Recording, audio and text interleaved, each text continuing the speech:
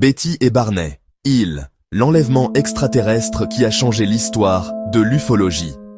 Imaginez-vous rouler de nuit sur une route déserte, vous êtes loin de chez vous.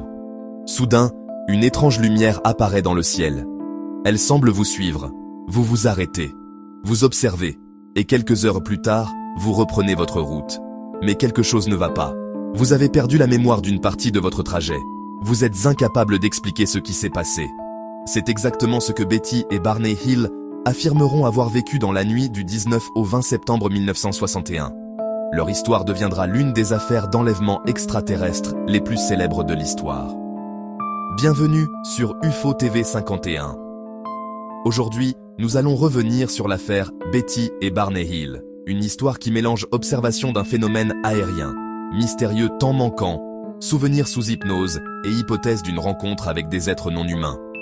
Mais attention, certains éléments sont documentés, tandis que d'autres reposent uniquement sur les témoignages du couple.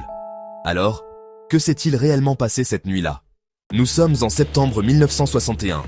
Betty et Barney Hill rentrent chez eux dans le New Hampshire après un voyage au Canada. Ils roulent de nuit sur une route isolée. Tout semble normal, jusqu'au moment où Betty remarque une lumière étrange dans le ciel.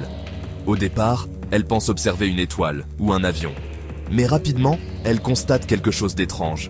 La lumière semble se déplacer d'une manière inhabituelle. Elle paraît également se rapprocher. Barney commence lui aussi à observer l'objet. Intrigué, Barney finit par s'arrêter. Il utilise des jumelles pour observer la mystérieuse lumière. Et c'est à ce moment que l'histoire prend une tournure extraordinaire. Selon Barney, l'objet semble suffisamment proche pour distinguer une structure. Il affirme avoir observé un engin silencieux se déplaçant dans le ciel. L'objet aurait même semblé descendre et s'approcher de leur véhicule.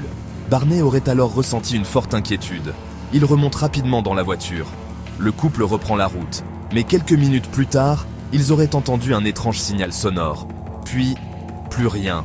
Une partie de cette nuit semble avoir disparu de leur mémoire. Après leur retour à la maison, Betty et Barney commencent à réaliser qu'ils ne parviennent pas à expliquer certaines heures de leur voyage. Ils ont l'impression qu'une période de temps s'est mystérieusement écoulée. Ce phénomène sera plus tard appelé le missing time, ou temps manquant. Aujourd'hui, cette notion est devenue extrêmement connue dans la littérature consacrée aux enlèvements extraterrestres. Mais à l'époque, le phénomène est beaucoup moins connu. Betty commence alors à faire des rêves particulièrement étranges. Elle raconte avoir rêvé qu'elle et Barney étaient retenus à bord d'un mystérieux engin. Des êtres humanoïdes auraient procédé à différents examens. Pour Betty, ces rêves semblent être liés à ce qu'elle pense avoir vécu. Barney, de son côté, ne se souvient pas consciemment d'un tel événement. L'histoire prend une nouvelle dimension lorsque le couple consulte des spécialistes. Plusieurs mois après l'incident, Betty et Barney sont finalement suivis séparément sous hypnose par le psychiatre Benjamin Simon. L'objectif n'est pas officiellement de prouver une origine extraterrestre. Il s'agit plutôt d'essayer de comprendre ce qui s'est passé pendant cette période dont ils ne se souvenaient pas. Et les séances vont produire des témoignages extraordinaires. Sous hypnose, Barney décrit des êtres qu'il affirme avoir rencontrés. Il évoque notamment des humanoïdes aux traits inhabituels. Betty, elle aussi, raconte une histoire similaire. Selon son récit, elle aurait été conduite à bord d'un engin. Elle affirme avoir discuté avec un être qu'elle percevait comme le responsable du groupe. Et elle raconte avoir subi un examen médical. Au fil des récits, une image va devenir emblématique de l'affaire. Betty et Barney décrivent des êtres humanoïdes. Leur apparence deviendra plus tard associée à l'image populaire des petits gris. De nombreux récits d'enlèvements extraterrestres ultérieurs reprendront des caractéristiques similaires. Mais il faut être prudent. Les descriptions recueillies lors des séances d'hypnose ne constituent pas une preuve scientifique de l'existence de ces êtres.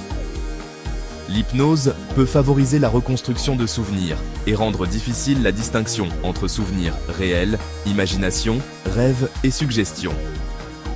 C'est justement l'un des principaux points de controverse de l'affaire Hill. Mais un élément particulier va rendre l'affaire encore plus célèbre. Betty affirme avoir vu une carte représentant des étoiles à bord de l'engin. Après les événements, elle réalise plusieurs dessins. Elle décrit notamment un ensemble de points reliés par des lignes. Elle demande alors si quelqu'un peut identifier cette mystérieuse carte. Des années plus tard, l'astronome amateur Marjorie Fish va étudier les dessins de Betty. Elle va tenter de les comparer avec différentes configurations stellaires. Fish propose une correspondance avec la région de l'étoile Zeta Reticuli. Cette interprétation deviendra extrêmement célèbre dans la culture ufologique.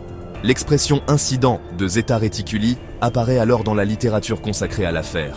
Pour certains passionnés d'ufologie, cette correspondance constitue l'un des éléments les plus intrigants du dossier. Pour les sceptiques, elle ne démontre rien. Pourquoi ? Parce que la carte dessinée par Betty pouvait permettre différentes interprétations et parce que l'identification proposée dépendait de nombreuses hypothèses. L'histoire des Hill devient progressivement célèbre. Les médias s'intéressent au couple. Des chercheurs en ufologie étudient leurs témoignages. Des livres sont publiés. Et l'affaire devient progressivement une référence incontournable lorsqu'on parle d'enlèvement extraterrestre. Ce qui rend l'histoire particulièrement marquante, c'est qu'elle apparaît avant l'explosion médiatique des récits modernes d'abduction extraterrestre. Le cas Hill contribue donc largement à populariser l'idée selon laquelle des êtres mystérieux pourraient enlever des humains pour effectuer des examens ou des expériences. Mais un élément souvent oublié est le rôle du psychiatre Benjamin Simon. Il a suivi Betty et Barney séparément. Il ne considérait pas leurs souvenirs comme la preuve d'un enlèvement extraterrestre. Son approche était beaucoup plus prudente. Il pensait notamment que certains éléments des récits pouvaient être liés aux rêves, aux souvenirs et aux influences réciproques au sein du couple. Autrement dit, même si les Hill étaient sincères dans ce qu'ils racontaient, cela ne signifiait pas nécessairement que leur interprétation était correcte. Et c'est une distinction essentielle. Une personne peut être totalement convaincue d'avoir vécu quelque chose sans que l'explication qu'elle donne à cette expérience soit nécessairement exacte. Alors, que s'est-il réellement passé cette nuit de septembre 1961 ? Il existe plusieurs grandes hypothèses. La première est celle défendue par l'ufologie. Betty et Barney auraient réellement rencontré un engin non humain et auraient été temporairement emmenés à bord. La deuxième hypothèse est beaucoup plus conventionnelle. Le couple aurait observé un phénomène aérien réel, mais aurait ensuite interprété certains événements à travers le prisme des rêves, du stress et de souvenirs reconstruits. Une autre possibilité est que l'expérience ait été influencée par plusieurs facteurs simultanément. Une observation inhabituelle, la fatigue, la peur, des rêves, des souvenirs incomplets et, plus tard, des séances d'hypnose susceptibles de faire émerger des récits particulièrement détaillés. Aujourd'hui, aucune de ces hypothèses ne permet de résoudre définitivement toutes les questions. Alors pourquoi cette affaire est-elle toujours aussi célèbre ? Parce qu'elle possède tous les ingrédients d'un véritable mystère. Une route isolée, une lumière étrange, un objet inexpliqué, une période de temps difficile à expliquer, des souvenirs qui apparaissent progressivement, des descriptions d'êtres humanoïdes, une mystérieuse carte stellaire, et surtout, un couple qui affirme avoir vécu quelque chose d'extraordinaire. Mais il faut également se rappeler une chose, une histoire fascinante n'est pas nécessairement une preuve. L'absence d'explication définitive ne signifie pas automatiquement que l'hypothèse extraterrestre est démontrée. Plus de 6 décennies après les événements, l'affaire Betty et Barney Hill continue pourtant de fasciner. Pourquoi ? Parce qu'elle se situe à la frontière entre témoignages, phénomènes inexpliqués, psychologie et culture populaire. Quoi qu'il se soit réellement passé cette nuit-là, l'affaire Hill a profondément marqué l'histoire de l'ufologie. Elle a contribué à populariser le concept d'enlèvement extraterrestre. Elle a également influencé de nombreux récits apparus dans les décennies suivantes.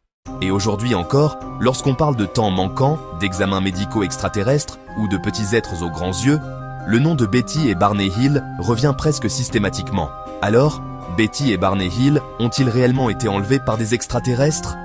Nous n'avons aujourd'hui aucune preuve scientifique permettant de l'affirmer. Mais leur témoignage demeure l'un des récits les plus célèbres et les plus étudiés de l'histoire de l'ufologie. Peut-être avons-nous affaire à une véritable rencontre avec un phénomène encore inconnu. Peut-être que certains éléments peuvent être expliqués par la psychologie, les rêves et la reconstruction de la mémoire. Ou peut-être que la vérité se trouve quelque part entre ces différentes possibilités. Une chose est certaine, dans la nuit du 19 septembre 1961, Betty et Barney Hill ont vécu une expérience qu'ils ont considérée comme profondément réelle. Et plus de 60 ans plus tard, une question demeure. Que s'est-il réellement passé sur cette route du New Hampshire ? À vous de vous faire votre propre opinion. Si vous avez aimé cette enquête, pensez à vous abonner à UFO TV 51. Votre abonnement est totalement gratuit et il permet à la chaîne de continuer à vous proposer des enquêtes consacrées à l'ufologie, aux phénomènes inexpliqués, au paranormal, à la spiritualité et aux grands mystères de notre monde. N'oubliez pas également d'activer la cloche pour recevoir les notifications lors de la sortie de nos prochaines vidéos. Et si vous souhaitez soutenir directement le travail de la chaîne, vous pouvez également utiliser la fonction Super Merci, parfois appelée Super Thanks, lorsque cette option est disponible sous la vidéo. Chaque Super Merci est une manière de soutenir UFO TV 51 et de contribuer à la réalisation de nouvelles enquêtes et de nouveaux contenus. Que vous soyez convaincu par l'hypothèse extraterrestre ou totalement sceptique, votre soutien compte énormément. Alors dites-moi dans les commentaires, croyez-vous que Betty et Barney Hill aient réellement été victimes d'un enlèvement extraterrestre? Ou pensez-vous qu'une autre explication soit possible? Partagez également cette vidéo avec quelqu'un qui s'intéresse au mystère de l'ufologie. Et surtout, n'oubliez pas, gardez l'esprit ouvert, mais gardez également votre esprit critique. Vous êtes sur UFO TV 51, là où les mystères commencent et où les questions restent parfois sans réponse.